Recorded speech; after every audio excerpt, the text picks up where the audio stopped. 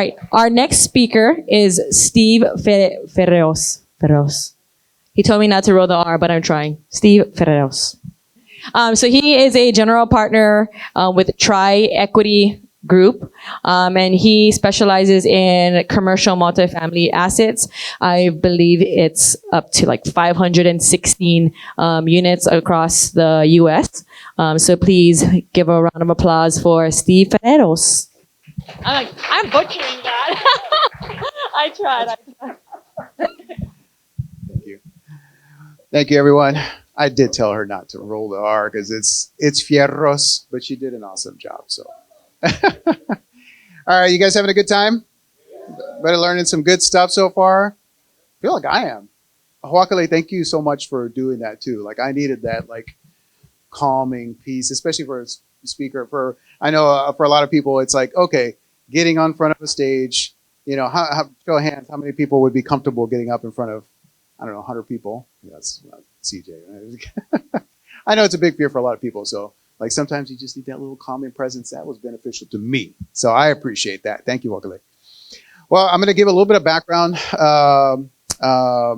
on me and just to give you guys some insight as to who I am, kind of my experience. For my note takers, I will have you guys write down B and G, and we're going to fill in some of those blanks here as I go with the story, all right? So a little bit of background on me. Currently, I am a general partner with Tri-City Equity Group. So we are multifamily syndicators. So currently we do have over 500 units. We'll be probably close to 600 units by the end of the year. We've got another property under contract, so we'll close that one out. Currently have short-term rentals, midterm rentals, and with the multifamily, we're probably in 6 or 7 different markets, different states, here in Hawaii, Georgia, Texas, Tennessee, Maryland. I do also have experience as a wholesaler, as a hard money lender. Locally, I do have an inspection company doing residential and commercial, blah, blah, blah, blah, blah, blah.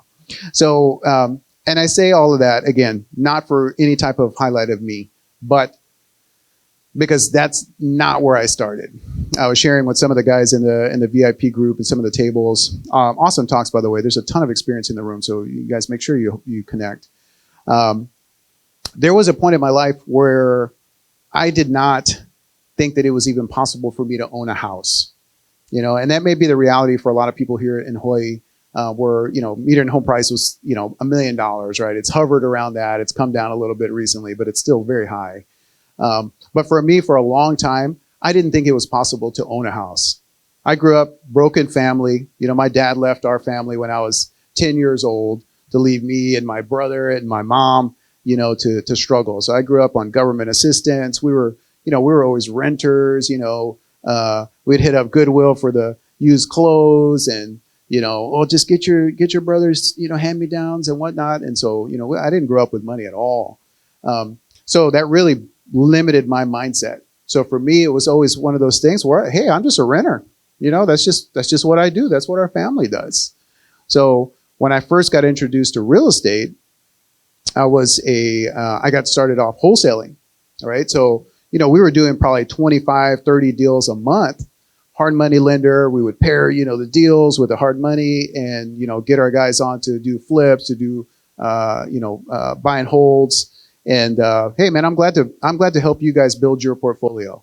You know, you want to do 30, you know, add 30 units to your portfolio? Perfect. I got you. We can do that. Let's go do it. And I walked hundreds and hundreds and hundreds of houses, talked to countless sellers, put together so many deals. But again, I did not think that was possible for me. Everybody in my office, all my associates, you know, everybody was building out their portfolios. Again, hey, kudos to you guys. Awesome job. But again, not possible for me. So that's going to be the first B out of the B and G is believe. If you do not think that something is possible for you, it will not be possible. It will not happen. You have to believe that it's possible. So for me, I didn't believe that it was possible to own a house. So guess what? Impossible. Did I ever think it was possible to buy thousands of miles away on the mainland? Like to buy property? No, not possible. So guess what? Not possible. Not going to happen. Did I think it was possible to buy commercial property, right? To go big, to buy these big, you know, our buy box is 50 to 100 units, complexes. Did I ever think that was possible? No. So if you don't think it's possible, guess what? Not possible. Right? So that's the belief aspect for me, for the mindset component is so huge. So if that's one takeaway that you guys can take that away. Okay. The second part of it, and actually, Wakale covered something here, and I actually thought that was super valuable. So we're very much consumers, right, with the social media content. I know you guys are going to be creators now too, right? Like she was encouraging you, right? So be creators. But we consume a lot. Okay. So one thing that I actually, talking about the belief component, one thing that I shared this with some of the other people earlier too, was I don't have a TV in my house. Like, I know for some people for a long time, like that was just insane. I was like, what? How do you not have a TV in your house, right? You have I have 2 kids. Like, what? That's the babysitter. I don't have a TV in my house because I realized having a TV in my house, right? Now I'm seeing somebody else's vision. I'm seeing the creativity that somebody wanted to put together in a script and an actor come to bring that to life. I'm seeing that play out on the screen. But that's somebody else's vision. That's not my vision. Right? So if you sit in front of the TV or you sit in front of social media, you should sit in front of, content that's being created or has been created by somebody else. I'm taking somebody else's vision. Guess what? That gets in front of my vision. So now I can't create my own. So that's just a word of encouragement to you guys. Man, get rid of the TV. Right? It sounds so simple, but it can be incredibly impactful. All right. Now, as I continue to grow up, as I continue to get into business, one thing I had to work on in order to get past those limiting beliefs was to start networking, right? I needed to surround myself, and that's the end, is networking. I needed to surround myself with people who were doing bigger and better things, doing the things that I thought were impossible, okay? I needed to surround myself with homeowners. And that's so simple, right? Like you guys are working in that step right now. You're networking. You're around people who are doing big things. There are some people in this room, if you guys have not met them all or any of that kind of stuff, there's some people here that have done a ton of business. There are some massive value creators in this room. Now, I'm not talking about me. I'm talking about people, that are just cruising around networking. Make sure that you guys are working the room, networking, meeting, leveling up your mindset. I had an initial goal hey, how much passive income do you want? This is a good conversation. Hey, how much passive income would you need to make a difference in your life, right? Initial goal, 10 grand, man. If I can just get 10 grand, that's a 6-figure income. Now I can retire my wife, who has a nursing job, right? Shout out to Jen too, nurse, Filipino wife too. So I know the, but it's like 10 grand. It's like, wow, that would be life changing. And it is, that's a lot. But then, once you start hanging around the right people, it's like, oh yeah, that was my goal before too. But then, it's like, man, 10 grand, it's really not that much. So I up mine to 20. And I'm like, man, 20 grand. Wow, you're right. I should up mine to 20. And then it turns into, well, I think we can do better. How about 30? And then now we can start having impact, right? But this is the power of being able to surround yourself with people who are thinking bigger, right? And if that means separating yourselves, right? And I know this can be hard sometimes, right? We're close to family, we're close to, family members, friends, who are, hey, I grew up with these folks and, none of us had money. So guess what? My old friends, my old family members are not thinking big. They're not thinking $10,000 a month in passive income. They're definitely not thinking. In fact, they're going to be like, oh, who do you think you are? They're going to want to drag you down. So you gotta elevate yourself. And sometimes that's going to mean creating a little bit of separation. That's okay. Because guess what? You got 100 people here that are your new friends. Turn to your neighbor and say, hey, great to meet you, friend.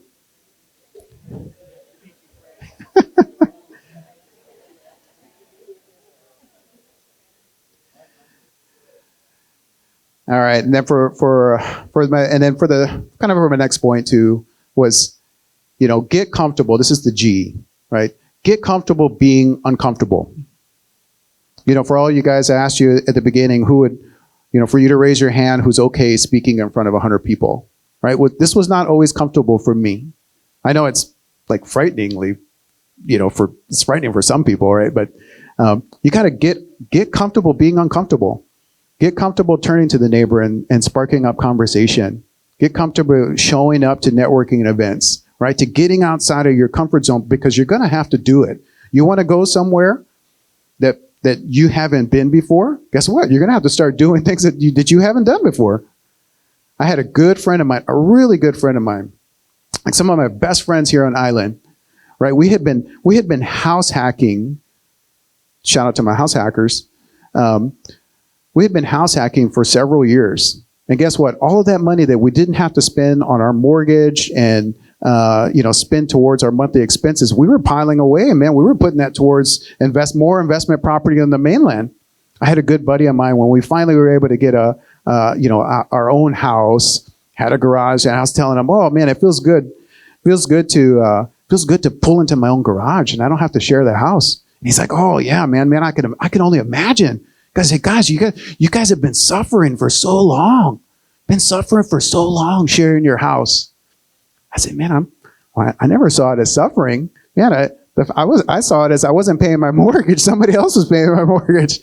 I saw it as I was buying hundreds of units on the mainland.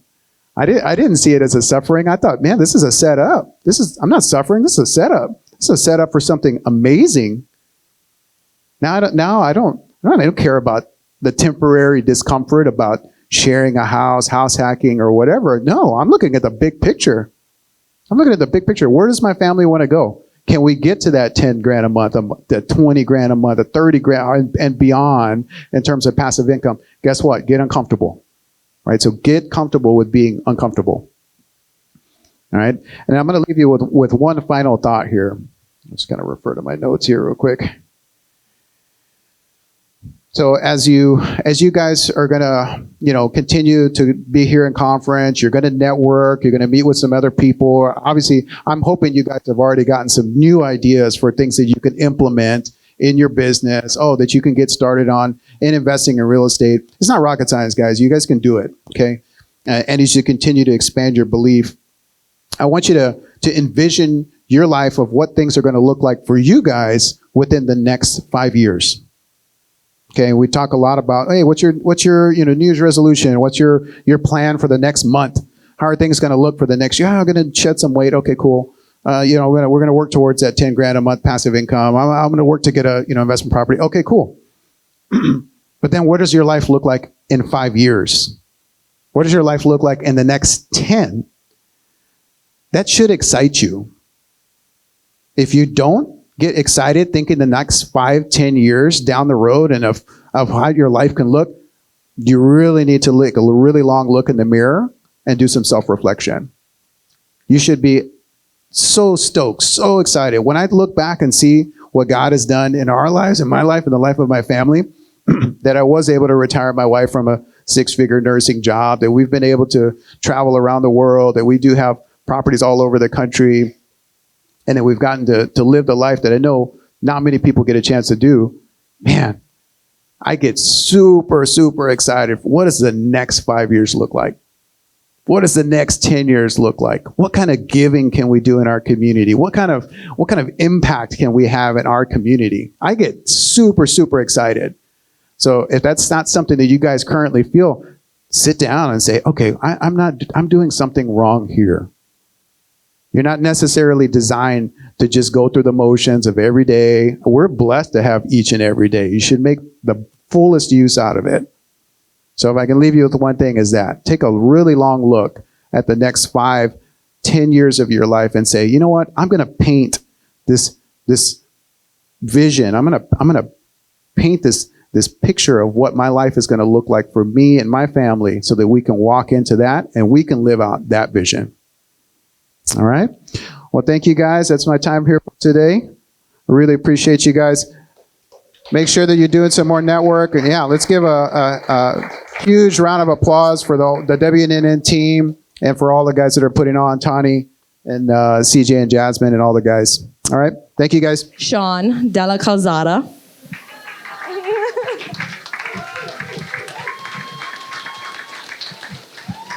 He's super nervous. He hates that I put him up here. I let him know like 2 days ago.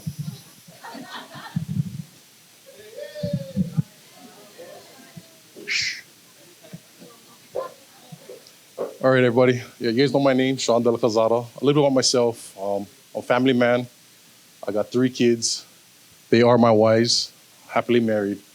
Um, how many of you guys feeling nervous right now, coming to here, doing the speed dating, all that good stuff? All right. Me too. So, the last real estate event was January. Do you guys remember when I came up on stage? Oh, she picked on me again. I said, "Oh, what value do you have?" And I made a joke like, "Okay, I can move some boxes or something." So, yeah. So, what happened was we made our goals. Let me rewind. I'm sorry. In WNN, we joined in 2021. We joined, meaning I was just kicking dirt around. I really was. I did just enough to have her shut up. You know what I mean? If you guys know my wife, she's pretty intense. So at that same time, we lost our daughter. So it was real rough. I was in a deep, dark place, drinking, just doing whatever I could to kind of get out of that. Towards the end of the year, I was like, I need to get my crap together. So 2023, we sat down. We did our goals. And I said, okay, I'll learn about real estate. I'll read 8 books and I'll study about it. And she goes, guess what? I won't criticize you. I won't judge you. But she goes, that goes dumb. How about you just sit in on the WNN Zoom calls? And I was like, okay, I can do that. Time went on. I think we did the vision and goals workshop. So Steve hit on it. 10-year goals to 7 to 5, and you work back. So towards the end, we all shared our goals. Wyatt went first. Wyatt went before me, and he picked. He said, I think he said 10 doors or something like that. Then he picked on me. Originally, going into the workshop, 3-4 hour workshop, I said, I'm gonna do one goal, but my 10-year goal was have 100 doors. So I went to college. I have a bachelor's, but 10 doors times 10 is 100. So I said, I'm gonna do 10 doors. So fast forward to now, 2023. I was intentional. I'm gonna put this phone away, guys. I was intentional. I did what I said I was gonna do. Came to the meetings. I immersed. I bought in. You are who you surround yourself with. You know, it all starts up here in your mind. It does. Because prior to that, I work at the jail, OCCC, and I'm a sergeant in the Army National Guard, Field Artillery. So I was stuck in that mindset, just work. You know, I can make money, I can make fast money, but I'm doing time. I'm not with my kids. I don't want my family, my loved ones. They give me headaches, but I love it, that chaoticness. So yeah, February came. I got my first door. I closed on my 9th door just last week, so yeah.